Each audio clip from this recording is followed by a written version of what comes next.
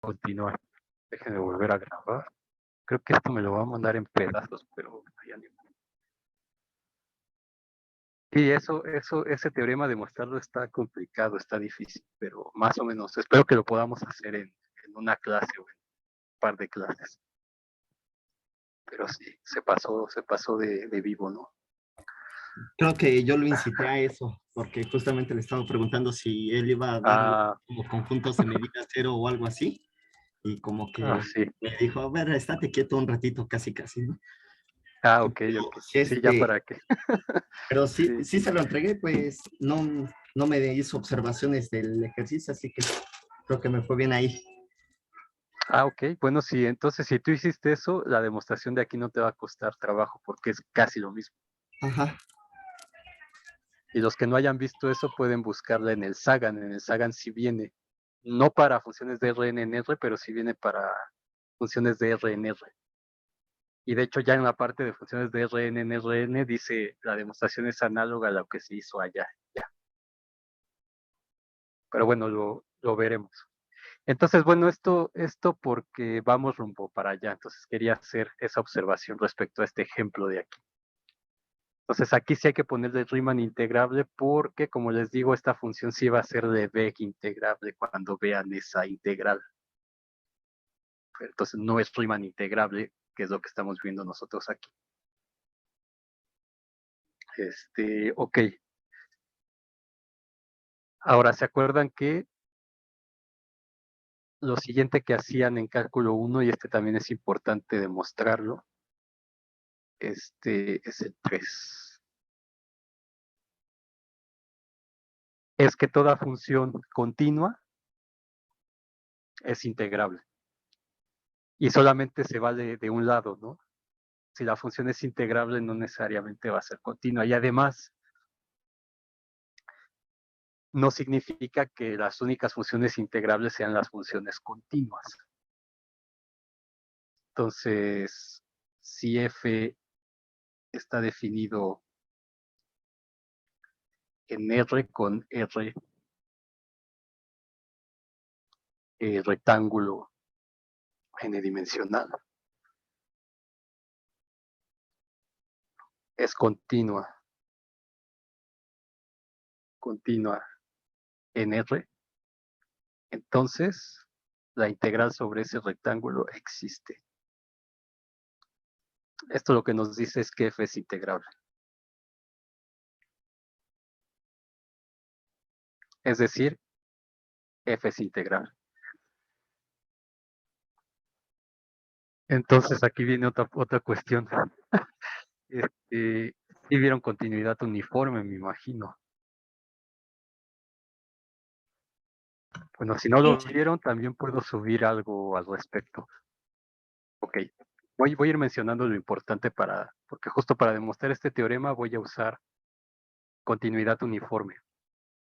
¿Se acuerdan que en cálculo 2 lo hacían así primero y luego cuando tenían el teorema fundamental del cálculo, entonces volvían a demostrar ese teorema y era más simple de hacer?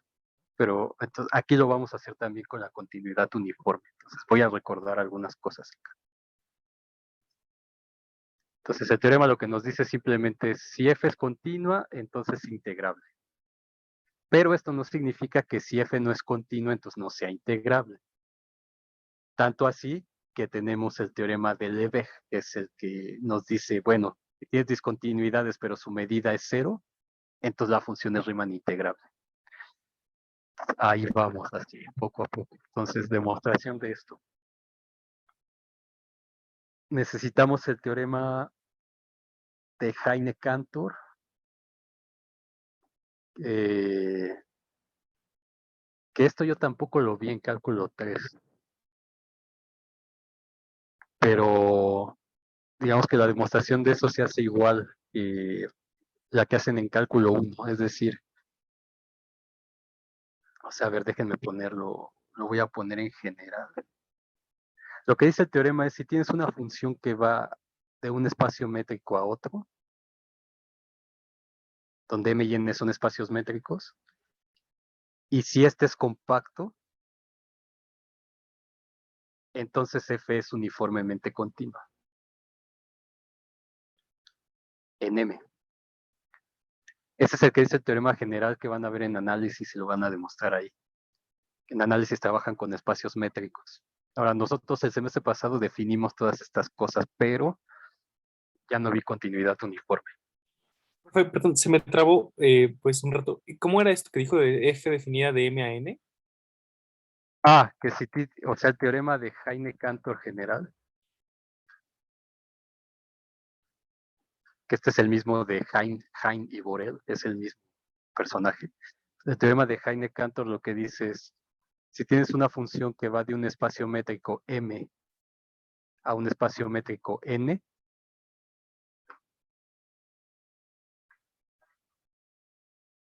y además M es compacto, entonces lo que te dice ese teorema es que la función f es uniformemente continua. Perdón, continua en M, ¿no? Es uniformemente continua. O sea, Y aquí eso lo si vamos a f usar está ahorita. definida así, ese lo vamos a usar, pero no así, porque este es para Ok. espacios métricos en general. Entonces voy a ir poniendo lo que ustedes sí saben. Esto nada más era para mencionarlo. Entonces, ¿qué necesito? ¿Qué voy a necesitar? Voy a necesitar, o vamos a necesitar, la definición de uniformemente continua. Entonces, eso lo voy a ir poniendo en rojo.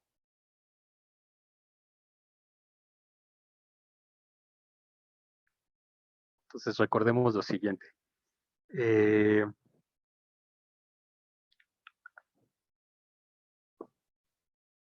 iba a poner? La definición. O sea, si tengo una función f definida en un intervalo i de r a r, para una función de r en r, ¿qué decía la definición? Que f es uniformemente continua. Igual, si no se acuerdan de esto, se los puedo poner, porque también en cálculo 2 puse un papel donde explicaba qué significaba esto, porque eso se cumple siempre y cuando el conjunto sea compacto, porque si no es compacto, no necesariamente es cierto. Y ahí les pone un ejemplo para que se viera por qué. Entonces, F es uniformemente continua en I si para todo epsilon mayor que 0 existía una delta mayor que 0, tal que para todo par de puntos en el intervalo, si tenía que x menos y valor absoluto es menor que delta, entonces f de x menos y es menor que epsilon. Y entonces, pues, se acuerdan, aprendieron que esta era una definición global de continuidad, o sea, no podías hablar de continuidad uniforme en un punto como lo haces con continuidad, sino esto es un concepto global, digamos, ¿no? Y ahí aprendieron algunas cosas. Entonces, ¿cómo se genera? Y esto lo veo porque no lo vi tampoco yo en el curso pasado. Pero fue una de esas cosas que, digamos, ya podían ir al libro y revisarlas y entenderlas. Entonces, simplemente hay que generalizar esto a funciones de Rn en Rm. Entonces, la generalización es, si tengo f definida en un subconjunto de Rn a Rm, entonces esta función es uniformemente continua en U.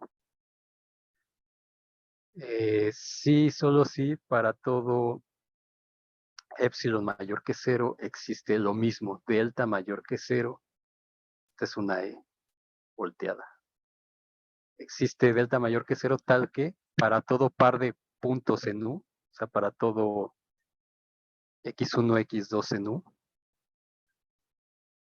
si 0 es menor y aquí sería la norma de x menos y, es menor que delta, entonces acá sería la norma igual porque tengo un vector en R. Entonces es la misma, ¿ve? Es la misma.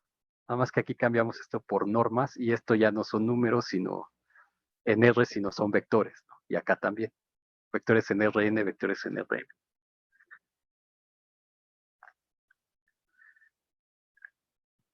Ok, ¿y qué otra cosa voy a usar? Vamos a usar el teorema de Heine-Cantor, pero aplicado a Rn. Profe, Entonces, sí, disculpe la interrupción. ¿Podría repetir lo que dijo hace ratito acerca de que I tenía que ser un conjunto compacto? aquí, sí, que ustedes vieron este teorema donde les decía, F es continua, o sea, teorema en F, ¿cómo se veía? Decía, F está definida de I de R en R, donde I era cerrado, era el intervalo AB. Y entonces debieron haber demostrado en cálculo 3, eso sí lo hicimos nosotros también aquí, el teorema de Heine-Borel, ¿no? Que si el conjunto es cerrado y acotado, entonces es compacto en R, en Rn. Entonces este conjunto cerrado, pues es cerrado y también es acotado, entonces este es un compacto. Entonces si eso pasa, entonces IF es continua. En ese I, en ese intervalo que a lo mejor no les mencionaron ese detalle en cálculo 1, que era cerrado, entonces F es uniformemente continua en ese I.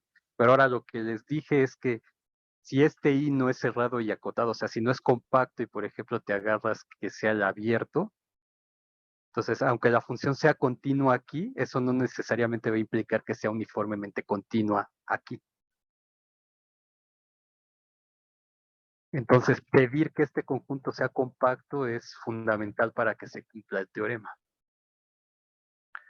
Y en esas notas de cálculo 2 les puse algún ejemplo donde se veía que justamente si esta cosa no era cerrada, entonces no tenías continuidad uniforme, aunque la función fuera continua ahí. Entonces igual eso si quieren se los puedo subir.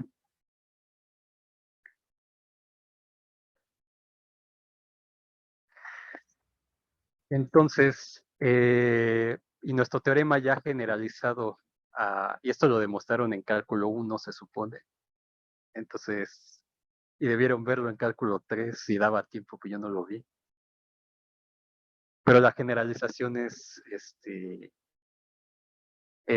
F, si F, si F es continua en U compacto, entonces F es uniformemente continua en U. Entonces, si yo tengo el dominio que es compacto y la función es continua, entonces va a ser uniformemente continua en ese compacto. Y evidentemente, el rectángulo que nosotros tenemos aquí, n-dimensional, es cerrado y es acotado, entonces por el Heine-Borel es compacto. Eso también fueron desde las cosas que debieron haber checado en cálculo 3, pero si no, díganme y le digo a Juan que vea un poco de eso, no sé, o le van diciendo conforme vaya, o le dicen la clase que viene y que prepare algo para la siguiente, como ustedes crean conveniente. Bueno, y aquí es uniforme, dejen de escribir, que yo me entendí ahí. Uniformemente continua en U. Entonces, en general y en particular, pues R es un compacto, entonces si F es continua en ese R, como dice la hipótesis, entonces F es uniformemente continua en ese rectángulo. ¿Sí? Entonces, estas son las tres cosas que vamos a utilizar. Espero que me dé tiempo de... Entonces, no puedo profundizar más aquí porque si no nos llevaría todo el tiempo, pero les puedo subir esas notas para que lo chequen y si tienen curiosidad sobre esto, lo pueden checar en el Sagan. En el Sagan esta parte viene muy bien, cosa que por ejemplo en el Hazer o en otros no viene tan bien explicada. Profe, estaba viendo que, bueno, solo es notación, ¿no? Pero en la parte en la parte azul, cuando dice si 0 menor que la norma de X menos X2, ¿no? Ya no es Y, porque usamos los puntos X1, X2. Sí, perdón. Sí, claro. Gracias por decirme. Sí, Luego se profe. me van ese tipo de cosas y luego no se entiende que está haciendo uno, sí. Es X1 y X2, sí. Que también le pude haber puesto X y Y aquí, ¿no? Digamos, pero sí, ok, con esta, ahí está. Entonces, ¿Se acuerdan que la continuidad era exactamente igual a generalización directa, nada más que en la métrica que estamos trabajando ya eran bolas, etcétera, etcétera, etcétera, ¿no? Cambiaba la interpretación, pero digamos las ideas eran prácticamente las mismas. Entonces, igual con esto de aquí. Entonces, simplemente vamos a usar que si el teorema de Heine-Cantor, realmente, como es continuo en el compacto, R es compacto, entonces es uniformemente continuo ahí. Eso es lo que vamos a usar de todo esto. Entonces se hace fácil demostrarlo, pero si uno no ha demostrado esto, es donde se hace complicado, porque demostrar esto no está tan trivial. Pero bueno, ya se supone que ya lo vieron, en teoría, entonces lo tomamos como cierto. Ok, entonces voy a poner aquí. Y si quieren esta parte, si no saben cómo hacerla, le puedo decir a Juan que lo haga. Entonces, un rectángulo, que de hecho ya demostraron con él que un rectángulo es cerrado en Rn. Un rectángulo Rn dimensional es un conjunto cerrado y acotado. Entonces, esto ya lo hicieron con él. Y acotado, pues es más o menos simple también de ver. Entonces, por el teorema, si es Heine-Borel, R es compacto. Compacto. Ya no necesitamos ver la definición con coberturas ni nada de eso. Simplemente por este teorema que ya se demostró, es compacto.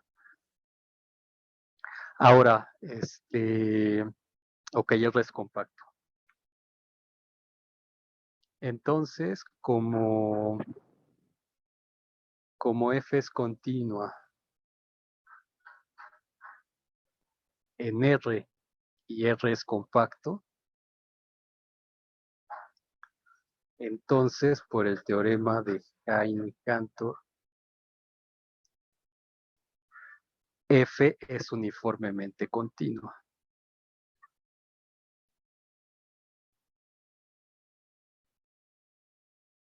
en R, en ese rectángulo. Ok, y si es uniformemente continua, esto lo que quiere decir es que para todo epsilon mayor que 0, existe delta mayor que 0, tal que para todo, siguiendo la notación x1, x2 en ese rectángulo, si 0 es menor que la norma de x1 menos x2 menor que delta, entonces la norma de f de x1, bueno, aquí sería, en nuestro caso, como es función en R, ya no sería la norma, sino el valor absoluto. F de x1 menos f de x2 es menor que epsilon. Ok, entonces esto viene de que la f es uniformemente continua ahí, y aquí no le pongo norma porque nuestra f va a R. Entonces estos números son reales.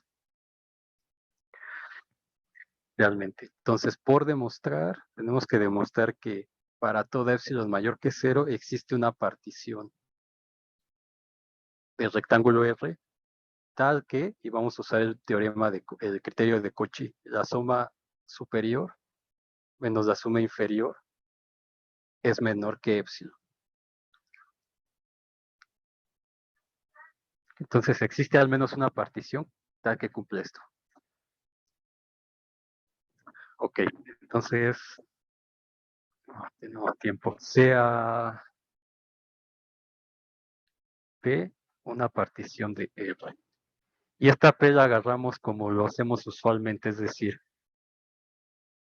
que P sea P1, Pn, donde cada una de estas es x0j, x1j, hasta xkjj, para j desde 1 hasta n, y como es usual, denotamos los subrectángulos generados por esta P como R1, R2, hasta R mu.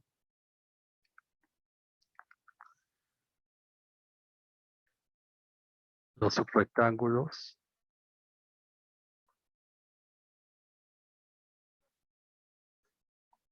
generados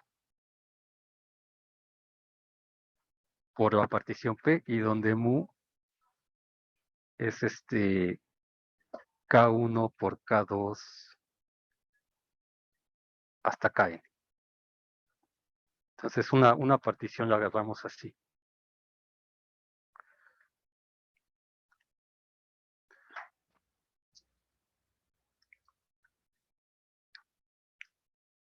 Ok, bueno, tenemos esto. Déjame ver, nadie más.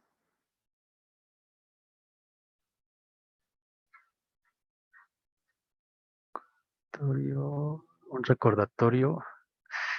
Híjole, sí, no puedo hacer eso porque si no nos llevamos a Así lo que hizo, las tal horas. cual, así lo que hizo, así tal cual estuvo muy Ah, bien. sí, como lo puse. Gracias. Ah, Sí, para, sí, para sí. recordar. Sí. Para recordar lo importante, ¿no? Y no nada más venir y vaciarlo. Ok, muy bien, Aldair. Entonces,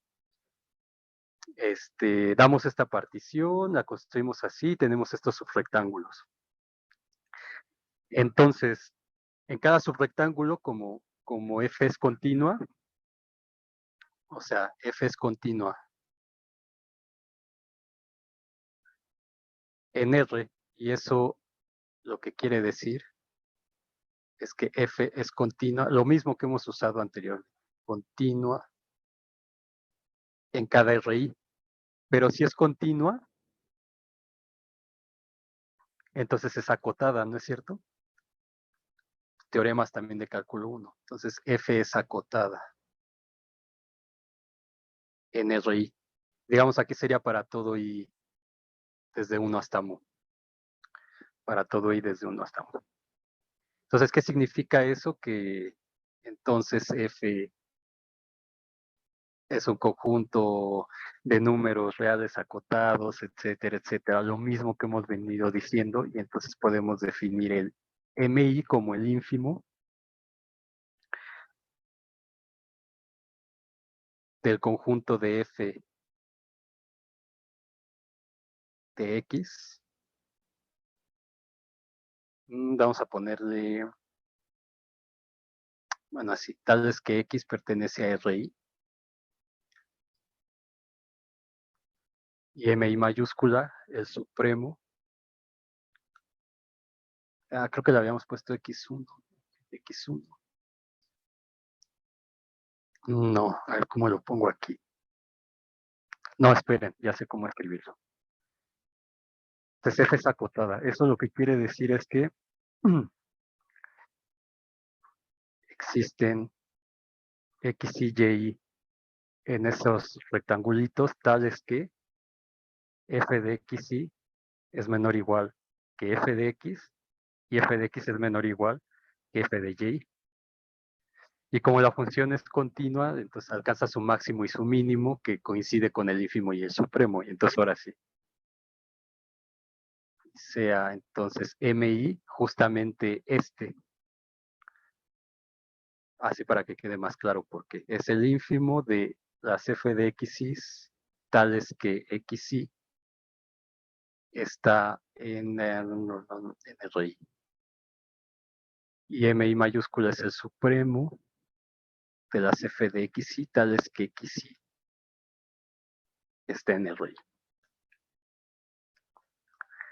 ¿Sí? ¿Vamos bien? Entonces, esto es lo que hemos venido haciendo, nada más que aquí ya puse explícitamente, pues, que está acotado por debajo y por arriba, digamos, porque es la hipótesis que tengo. Si es continua, entonces es acotada en cada RI.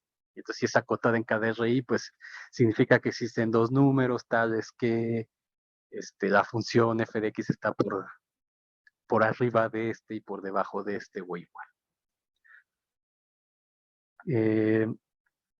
Y entonces ahora, ¿qué es lo que quiero hacer? Quiero calcular la diferencia. No hay que perder de vista que queremos. Queremos demostrar que esta integral, o sea, que es integrable.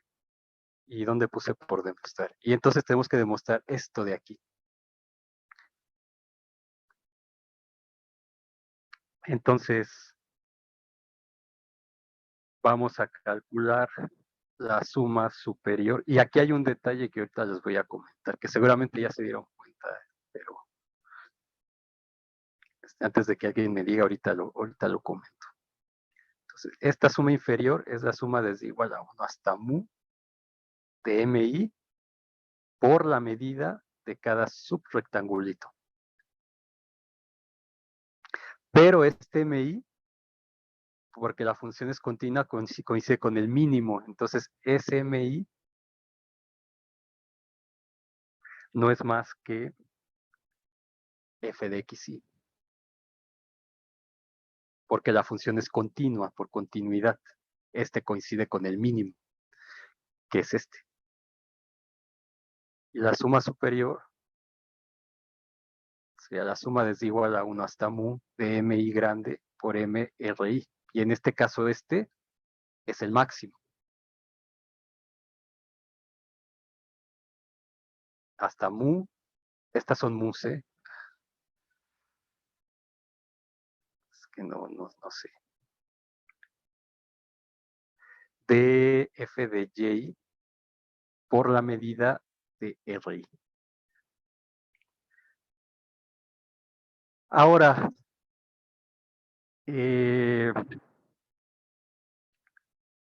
necesitamos dar una partición, bueno, esta partición que vimos aquí. Entonces, esta partición, observar que la P que dimos se puede escoger, este es R, se puede escoger tal que el diámetro de los cuadrados sea menor que delta. O sea, tal que el diámetro del rectángulo total sea menor que delta. Y esto pueden ver también que significa, o sea, esto de aquí va a implicar, o sea, realmente pueden demostrar que esto es menor que raíz de n por delta. Y esto lo que implica, también lo pueden demostrar fácilmente, es que la norma de xy menos y Perdón, profe, es ¿qué era menor que delta. DDR? Este DDR es el diámetro, que también lo definimos al principio. Haz de cuenta que ustedes tienen esto. Ay, ¿qué pasó? ¿Tienen esto? Ajá, exacto. Entonces, es la diagonal. Entonces, este Ah, claro, sí. DDR era la distancia entre estos dos puntos, digamos, que era BI menos AI al cuadrado, la suma desde igual a 1 hasta n, la distancia a la 1/2. Esa es. Entonces, eso puedes escoger una partición tal que esta, bueno, digamos para el rectángulo grandote, que la diagonal del rectángulo grandote sea menor que un delta que tengo ahí. O sea, que puede estar metido en una de estas cosas. Una vecindad, digamos.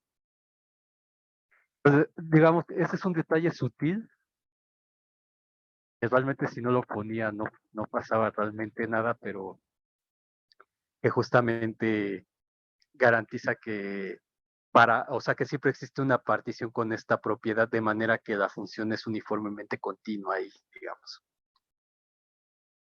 Por eso lo puse en otro color. Entonces, ¿cómo pueden demostrar esto? Pues pueden dar el rectángulo como los intervalos A1, B1, cruz A2, B2, etcétera. Y entonces, como y ahí van a encontrar la condición de que BI menos AI tiene que ser menor que ese delta.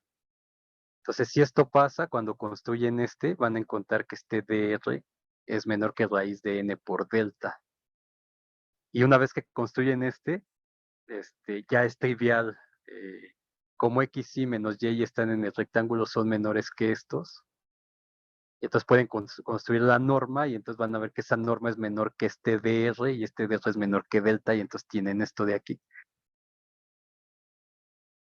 Igual traten de hacerlo, pensarlo si quieren. Y si no, le preguntan a Juan este detallito, pero es más o menos simple de hacer. Ok, entonces escojo una partición así. Y entonces voy a tomar la diferencia de estas dos. Entonces, ese arriba de FP para esa partición que cumple con eso, o sea, mi partición es la que definí y además cumple con esto.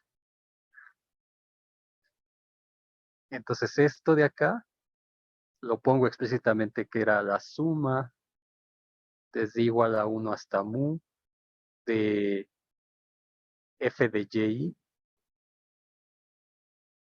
por m de ri menos la suma desde igual a 1 hasta mu de f de xy por m de ri, la medida de ri. Sí, solamente copié lo que ya habíamos encontrado. Y ahora esto es lo mismo que la suma desde igual a 1 hasta n de f de y menos f de xy por la medida de ri, pero f es uniformemente continua.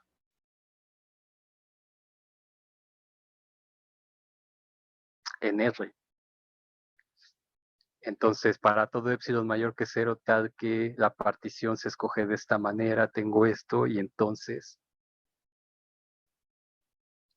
valor absoluto de xy menos f de y es igual a f de y menos f de xy, porque acuérdense que este es el máximo, entonces este es mayor que este, y entonces el valor absoluto me queda al revés. ¿Sí? Por esto que tenemos acá, aquí. Entonces, este f de y es mayor que f de xy. Y esto, este valor absoluto por continuidad uniforme es menor que epsilon. Entonces, si esto es igual a esto, pues esto es menor que epsilon. Digamos epsilon prima, vamos a llamarle. Entonces, para toda epsilon prima, tal que la partición se escoge de esta manera, de manera que xy menos y es menor que delta, entonces f de xy menos f de y es menor que epsilon prima. ¿Ok? Y esto es para toda i desde 1 hasta mu. Entonces, esto de aquí, por este asterisco que voy a marcar acá, es menor.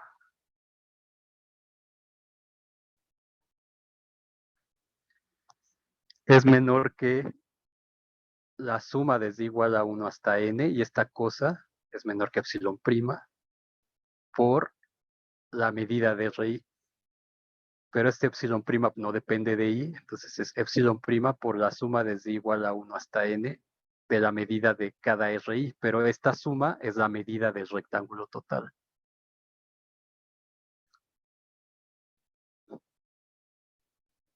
¿Ok? Y entonces, aquí uno ya dice, bueno, entonces voy a decir, sea epsilon prima igual a epsilon entre este número que es el área de R. Para que cuando yo lo ponga acá, me quede epsilon entre m de R por m de R, y esto me queda la epsilon que yo quería en un principio. ¿No? Si han visto que en las demostraciones de cálculo ponen al principio, sea epsilon igual a epsilon entre 2. Entonces, igual esta la van a ver como sea epsilon igual a epsilon entre m de R. Pero pues eso aparece, si yo le llamo epsilon prima, eso me va a aparecer al final. Y entonces aquí ya digo, bueno, voy a tomar, como es para toda epsilon prima, voy a tomar epsilon prima igual a epsilon entre m de R. Y entonces, por lo tanto, ya tengo que esto es menor que epsilon y por lo tanto f es integrable.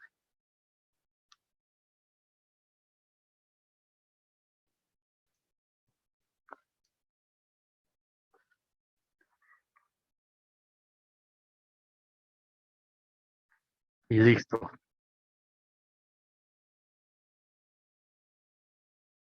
¿Sí? Entonces, si se fijan, no es complicado, nada más es...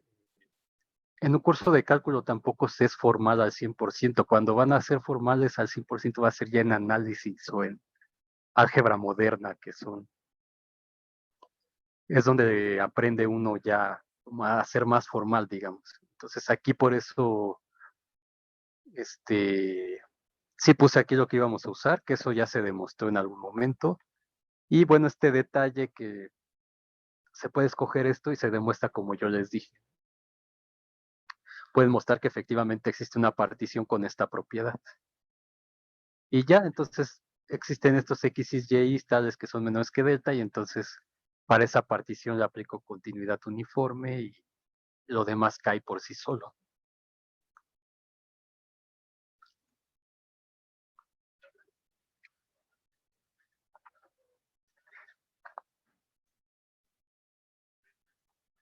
¿Sí está bien? Sí, profe, todo claro. Análisis, sí, análisis es un poco difícil, pero es importante. Ok, entonces yo les voy a preguntar, porque de aquí, chequen esto en su libro de Spivak y van a ver que es lo mismo. Entonces, todas las propiedades de integral, o sea, esto, y de hecho con Juan van a demostrar una que equivale como a la de separar un intervalo en dos, por ejemplo. O sea, todas estas propiedades, o que C por F es C por la integral de F, o que la integral de F más G es la integral de F más la integral de G, todas se demuestran como el cálculo 1. Entonces, yo estaba pensando solamente hacer una para que vean qué es lo que se tendría que modificar. Y ya el resto dejarlo como ya igual que allá y ya no perder tiempo en eso. Creo que sería lo más recomendable para no tardarnos aquí.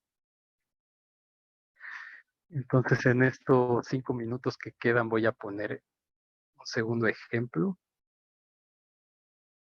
Ejemplo, sea f una función que va de 0 a 1 cruz 0. Y de hecho en la tarea opcional les puse algo así que demostraran eso. Entonces no tienen más que ir a copiar la demostración de cálculo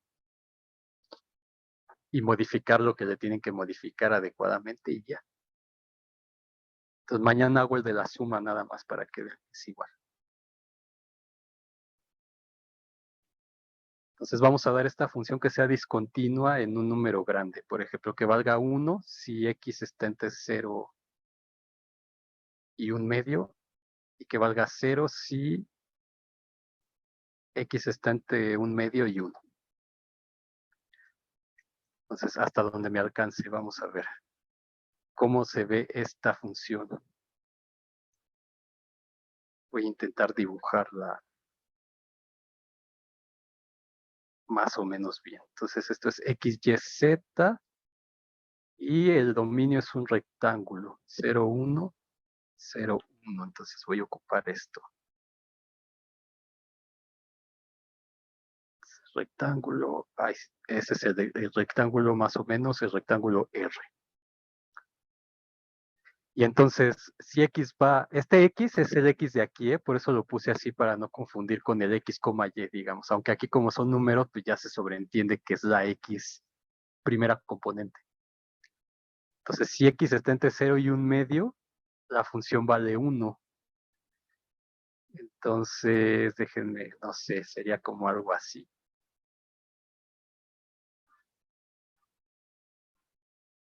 Como algo así. Entonces vale 1 en z igual a 1 para todos estos valores. Entonces se hace como esto, pero esto no está lleno, solamente es lo de arriba. Y vale 0 si x va de 1 medio a 1. Entonces de aquí para acá vale 0. Sería esto. ¿Se entiende?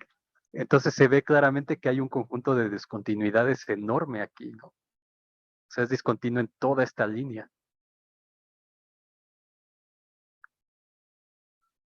No, perdón, ¿cómo? ¿Dónde es Creo que ya. discontinua? ¿Mande? No veo dónde es discontinua, como que no capto la función. En esta, o sea, esta función vale 1 en este plano de aquí arriba. Es este plano de acá arriba, el azul. Sí. Pero en un medio está aquí arriba. Y acá en un medio no lo incluye abajo, que sería todo este rojo. Entonces es discontinua precisamente en toda esta. Ah, ok, como un salto, ¿no? Sí. Exacto, como en todo esto. Está el salto, sí, en todos estos puntos, digamos. Es discontinua en ese un medio. Entonces ya no me va a dar tiempo, pero con esto empezamos el miércoles. Vamos a ver que esta función es integrable y justamente que el conjunto de discontinuidades tiene medida 0. Y de ahí ya vamos a empezar. Bueno, demuestro lo de la suma y de ahí ya empezamos con medida de Leven.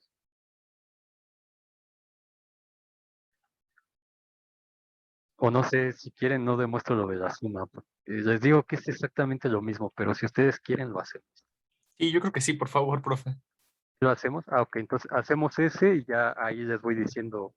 Entonces, cuando vean la demostración de este, chequen la de cálculo 1 y modifiquen, de cálculo 2, perdón, modifiquen de aquí y aquí. Entonces, para que vayan viendo, pero va a ser lo mismo. Y ya después de eso, bueno, acabo este ejemplo y empezamos a ver la medida de Lebesgue, pero 0, no vamos a ver la medida de Lebesgue en general. Eso voy a aclararlo. Y después vamos a ver la medida de Jordan, etcétera. Entonces, para ahí vamos. Entonces, aquí le dejamos. Nos vemos el miércoles. Entonces. Vale, muchas gracias, profe. Nos vemos. Gracias, profe. Buen día a todos. Sí. Luis dice, ok, Luis, ya entendiste, perfecto. Profe, a mí me ¿Qué quedó pasó? una duda de la hoja anterior, no entendí la conclusión. ¿Dónde? Aquí. Sí, después de eso de la suma de FYI menos F de XY por M de RI, de ahí como que me perdí. Bueno, esta desigualdad se cumple porque la función es uniformemente continua en R. Y entonces lo que decía es, tú puedes dar una partición tal que tengas que la norma de XY menos YI sea menor que delta. Y entonces de la definición de continuidad uniforme, si tú tienes que esto es menor que delta, eso implica, ¿dónde está la definición? Aquí. Eso implica que la norma de f de x1 de este punto menos f de x2 es menor que epsilon. Entonces justamente eso es lo que escribí aquí en el asterisco. Como f es uniformemente continua en R, y entonces tengo esto, la definición me dice que el valor absoluto en este caso, porque la función es real, o le puedes poner norma como quieras, de f de xy menos f de y, es decir, f de este punto menos f de este punto, es menor que epsilon prima en un principio. Pero esto, como la función es continua y tenemos esto de aquí, me dice que f de y es mayor o igual que f de xy. Entonces este valor absoluto es menos esto, ¿no? Y me queda f de y menos f de xy, que es menor que epsilon prima. Entonces esto que está aquí es por el hecho de que f es uniformemente continuo. Y entonces por eso puse este menor aquí, con asterisco. Entonces este es menor que epsilon prima, por esto que puse aquí. Y la suma me queda igual, este me queda menor que epsilon prima, y aquí me queda la medida. ¿Sí? ¿O no? Sí, no, sí, muchas gracias. Ok. Y entonces de aquí para acá, pues ya simplemente como este epsilon prima no depende de i, lo puedo sacar de la suma. Me queda la suma desde igual a 1 hasta n de m de RI. Y este de aquí es la suma de las áreas de todos los rectangulitos. Entonces, aquí es mu, perdón. Entonces, esta suma, pues es el área del rectángulo total, justamente. Y entonces aquí lo que dije fue que, como yo quiero que esto sea menor que epsilon, y como esto vale para toda epsilon prima, pues escojo epsilon prima como epsilon entre la medida de R, que es un número que no es 0, para que se cancele con este. Entonces, escojo la epsilon prima así, y entonces ya me queda el epsilon al final.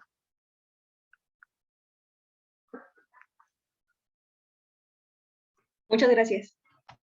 Y de nada.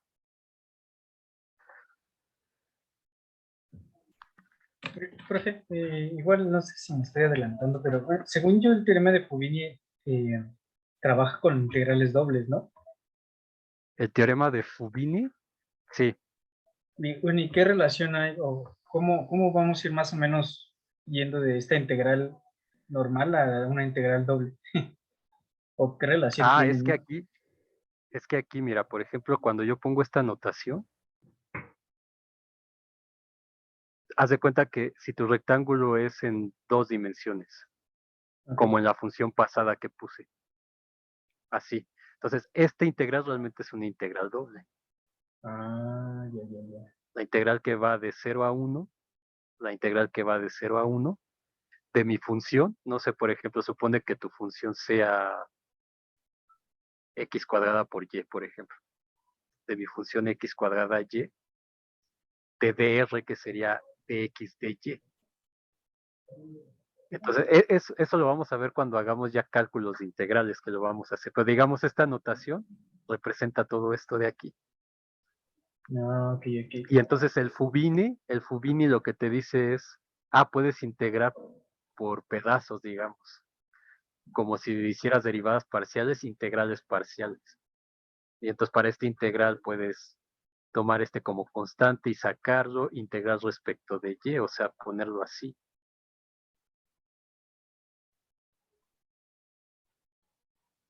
Y integrarlo como si fuera cálculo 1, y luego lo que te quede, lo integras con respecto de y, etcétera, y ya eso nos los va a dar Fubini, nos va a decir cómo hacer eso. Ah, ok. Entonces, hasta el momento Pero, estábamos trabajando con la primera que usted puso, pero en un rectángulo no ajá, solo. en un rectángulo. Entonces, si el rectángulo es de n dimensiones, fíjate como lo habíamos puesto. Si esto igual se los menciono la próxima, porque entonces, esta cosa realmente es una integral, n integrales. No, ya. Esto representa esto de aquí. A1B1, A2B2 y así hasta ANBN. De mi función f de x1 hasta xn, de x1 hasta dxn. Si esta es una notación, digamos, para hacer las cosas teóricas, digamos. Ah, ok. Pero ese sería, o sea, si es una integral de acuerdo a la dimensión que tengas, integral doble, integral triple, integral cuádruple o integral n integrales. Ah, ok. Sí, porque estuve leyendo sobre Fubini, bueno, sobre el teorema, pero no entendía cómo se conectaba. Ok. Sí, es simple notación, pero eso no te preocupes, también vamos a hacer o sea, vamos a aprender cómo se calculan las cosas y ahí es cuando vamos a ver bien esa notación que te acabo de explicar aquí ahorita. Vale. Bien. Que tenga ¿Ok? buena tarde, profe. Sí, pero está bien. Igual, hasta luego. Hasta luego.